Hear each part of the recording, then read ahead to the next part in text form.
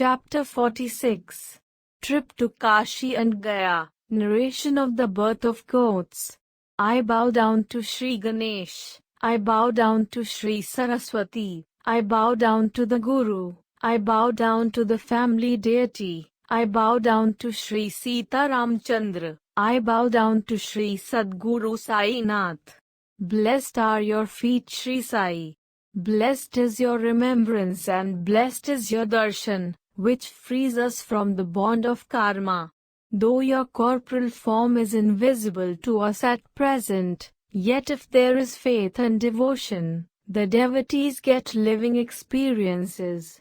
The spirit in the samadhi is awakened and becomes instantaneously visible.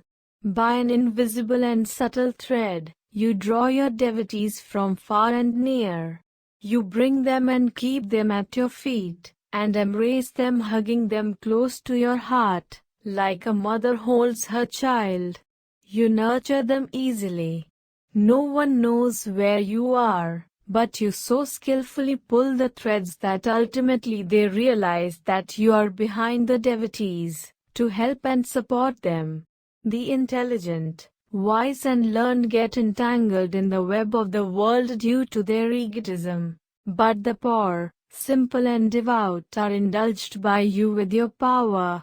Inwardly and invisibly you play all the games, but show the flag of detachment. You do things and pose yourself as a non-doer. Nobody ever knows your ways. Therefore, let us surrender body, speech and mind at your feet and always chant your name for destroying our sins. You fulfill the desires of the desirous and to the detached, give the bliss of your abode. Chanting your sweet name is the easiest sadhana for your devotees. By that the sins will be destroyed. Passion and ignorance will undoubtedly be wiped out.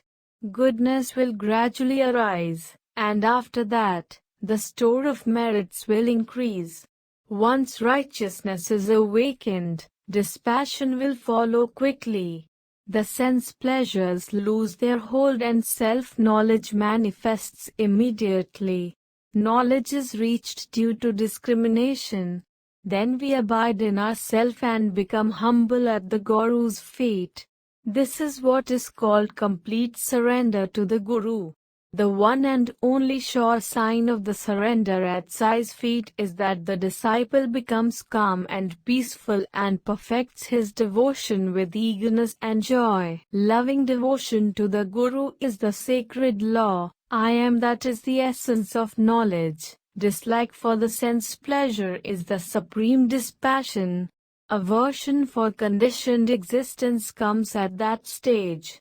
Blessed is the greatness of such devotion, which is performed with singular faith and devoutness, for peace, detachment and repute invariably follow that, as they are always in its power. What can he lack who has such devotion to the Guru? He will have whatever he desires without effort. Union with God comes in the wake of such devotion, as a slave given as a marriage gift. Salvation is not in doubt and holy places long to touch such feet. In the earlier chapter, Dikshit's reading of the Bhagavat was narrated. Also the devotion of the 9 yogis was described and how the darshan was given of Sai's feet.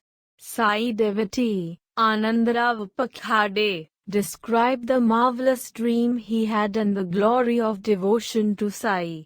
Whoever Sai takes under his protection, Sri Sai abides always with him, day and night, whether he is at home or continents away. Wherever the devotee goes, in each and every place, he finds Sai has preceded him and gives him darshan unexpectedly. I am going to narrate a wonderful, novel story for you listeners and you will be amazed hearing it. It will give you pleasure.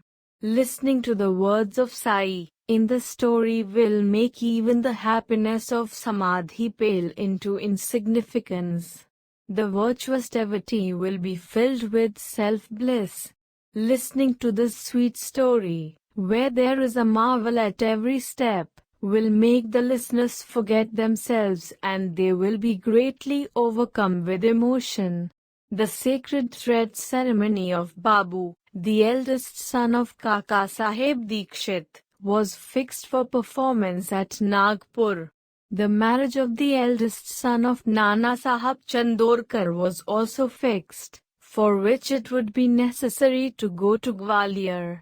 Nana felt that there should be no delay on account of Kaka, after the thread ceremony was over, to go to Gwalior for the wedding.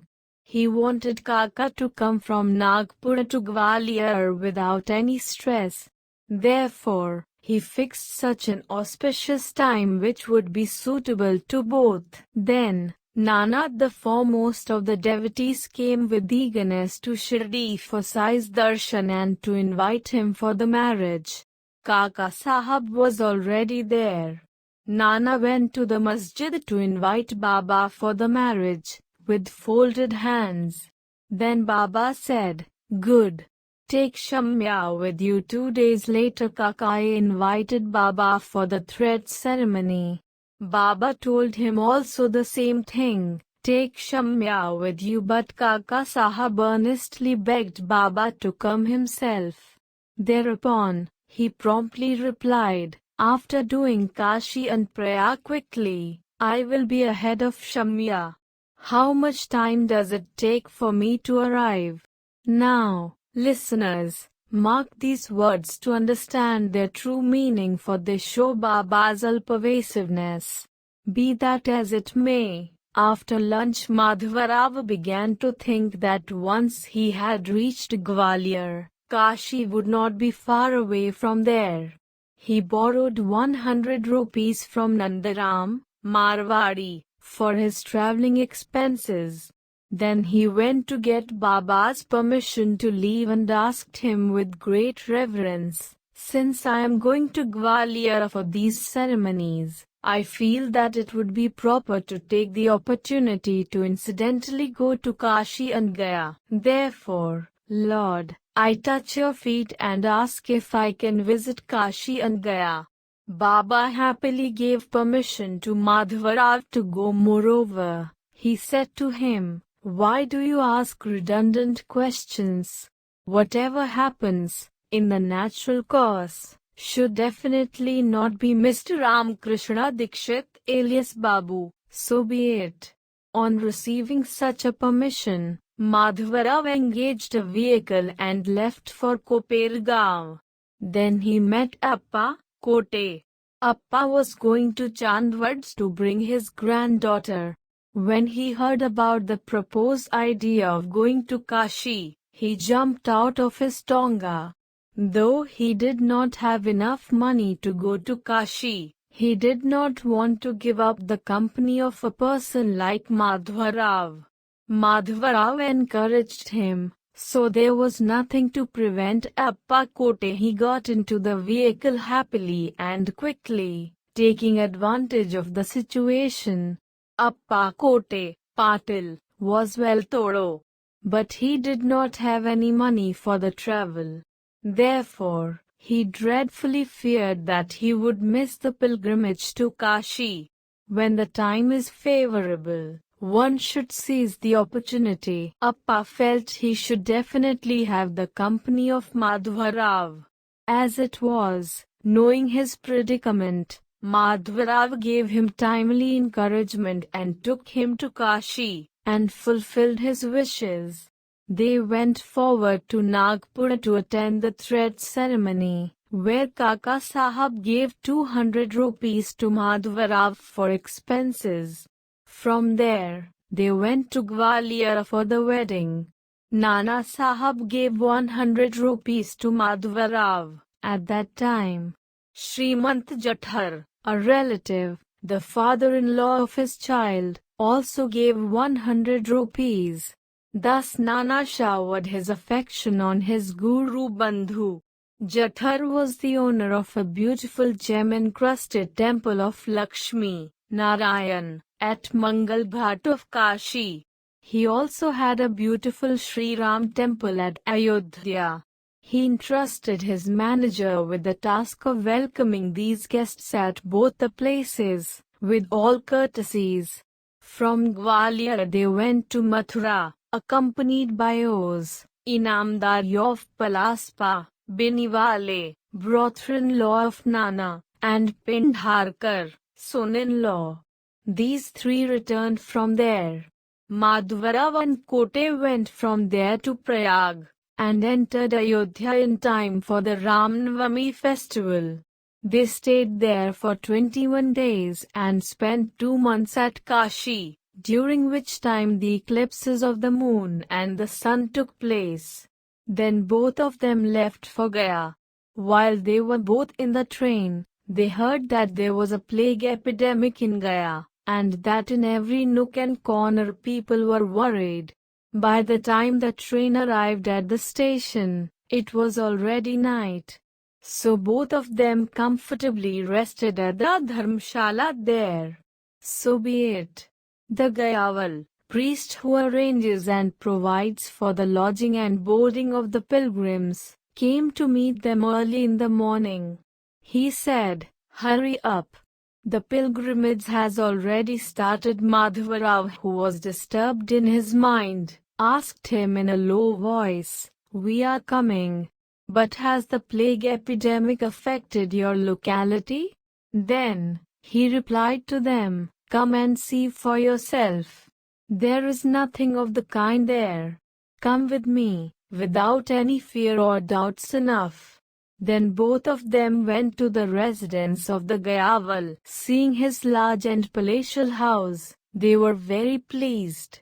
There was another reason also for their happiness, because where they had sat down they saw a portrait of Babai in front of them. Madhvarao was choked with emotion.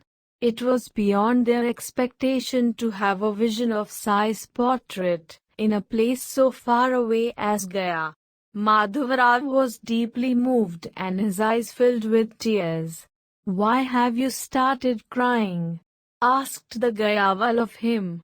As Madhvarao was crying without any apparent cause, Gayawal was full of doubts and was disturbed. Gayawal became very disturbed, believing that Madhvarao was worried about the plague in Gaya and how his pilgrimage would be affected. "I have already told you that there is no plague here. Yet you are worried. I am really surprised. If you do not trust me, why don't you ask all these others? Not even a hair on your head will be harmed. Why are you crying?" Observe this pilgrim who is crying all the time, without reason, as he has been shocked by the plague epidemic and has lost his courage. Therefore, Madhvarao tried to explain to the Gayawal what was in his mind. "How has my Molly, Sai, come here ahead of me? After doing Kashi and Prayag quickly, I will be ahead of Shamyawar Baba's earlier words." Here was the proof in the form of this portrait. Seeing Baba's portrait in front of him as soon as he entered the house, he felt it a great miracle on noting this unexpected circumstance. He was choked with emotion and love. His eyes were filled with tears of joy. His whole body was horripilating, and he was profusely sweating. This condition of Madhvarao had an adverse effect on Gayawal's mind. He truly felt that he was crying because of the fear of plague. Shama then, out of curiosity, asked the Gayawal, "Tell us in detail how you obtained this picture later." Gayawal began to narrate the full circumstances that happened 12 years back to Madhvarao. It was a miracle. Listen to it. The Gayawal employed not one but 200 to 300 agents to note down details of the pilgrimages to Gaya, at Manmar and Puntambe. Looking after the comfort of the pilgrims was Gayawal's business. When he was engaged in this work, Gayawal once went to Shirdi. He heard that Sai Samartha was a great saint. He decided to have his darshan and be purified. He took Sai Baba's darshan and prostrated at his feet. There arose a desire in him to have a picture of Baba. Madhavrao had a portrait hanging on his wall which the Gayawal asked for, and which was given to him with Baba's permission. He recollected that this was his own picture and this was the same Gayawal. How did Baba send me here and make me meet him after a long time, was his thought. Considering the fact that this had happened 12 years ago, how and why would it be remembered? He had not thought of it again at all. But Baba's Leela was unfathomable. He had sent Shama there only, and there only he had given his darshan. Gayawal was also very pleased. Shama then recalled that this was the same picture given from his home to the same Gayawal after taking Sai Baba's permission. The Gayawal remembered that he had earlier stayed with Shama after arriving at Shirdi, and it was he who had helped him to have Baba's darshan. Then there was no end to their joy, remembering their mutual Madhavrao Deshpande alias Shama obligations. He looked after Shama with the utmost care, providing all the conveniences at Gaya. How opulent was his home, at the door of which swayed elephants. He sat in a palanquin and made Shama ride an elephant. Taking all the essentials for the worship, they joyously went to Vishnupad. They gave a ritual bath to the deity and offered pind as per the prescribed procedure. Later the Brahmins were gratified and given food also, after the offering of Naivedya. The pilgrimage was happily concluded with Baba's grace. The essence of this whole story is that Baba's words are significant, that can be experienced, word by word. His love for his devotees was immense. It was not only love for the devotees, but he treated all creatures alike. He was supremely one with all of them also. He had excessive liking for them. Sometimes on his way back from the Rendi to the masjid, when he was casually walking, he met a flock of goats. Baba was filled with joy. Casting a benign glance on the whole flock, he would sometimes pick one or two of the goats and set them aside. Baba would immediately give whatever price was asked for them by the owner. Then he would keep them at Kondaji's. This was Baba's habit. On one occasion, Baba purchased 2 goats, paying 32 rupees. Everyone was amazed. As soon as he saw these 2, a sudden love sprang up for them. He went near them and patted them on their backs. Seeing both of them born as animals, Sai Samartha felt compassion for them. Finding them in such a state, he was full of pity and a sudden outburst of love. Taking them near him, Sai lovingly fondled them. All the devotees were surprised, seeing Baba's fondness for them. Sai recalled their immense greediness in their previous lives. Sai felt love for them seeing their present animal birth. Incomparable pity arose for them. When the price could have been 2 rupees, or at the most 3 or 4, Baba had given 16. This was beyond understanding. Tatyaba was amazed by it. The price was asked and the bargain sealed. Seeing this with their own eyes, Madhavrao along with Tatya scoffed at Baba's behavior. Why did he give 16 rupees for goods worth 2 rupees? Did Baba have no value for money? Or is it that he acted as per his will? Even this argument was not tenable. Both were greatly fuming and fretting. Why did Baba conclude such a bargain? Both of them blamed Baba. What kind of bargain was this? How was Baba so deceived? All the people gathered there to see this. Baba remained calm, as if nothing was lost. Though both of them were thus angry and blamed Baba, he was not at all moved. He remained unmoved and peacefully blissful. Then, with respect and humility, both of them asked Baba, "What type of generosity is this? 32 rupees have been wasted." It was only a question of money. Sai smiled when he heard it, and thought, "How should I convince these mad people?" But Baba's composure was remarkable. Not a jot of his firmness was shaken. This is the sign of ultimate peace. All the people were surprised. How could foolishness ever touch the one who has not a trace of anger, experiences supreme peace and sees God in all creatures? One who is competent of correct judgment does not permit anger to approach.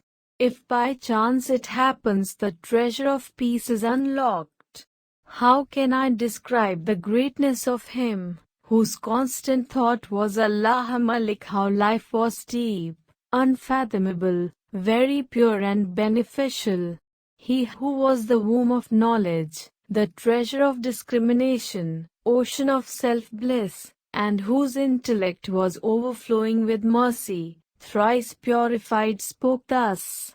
Listen to it. Seeing the persistence of both, Baba decided to explain, "When I do not have a place to sit or a home, then why should I accumulate money further?" He said, "Go to the shop first and bring lentils. After purchasing them, give them 1 seer of it to their heart's satisfaction. Then, give them back to the herdsman according to the instructions." They immediately gave lentils to the goats to eat. Then, without losing any time, they were returned to the flock. This Sai Avatar is clearly the embodiment of benevolence.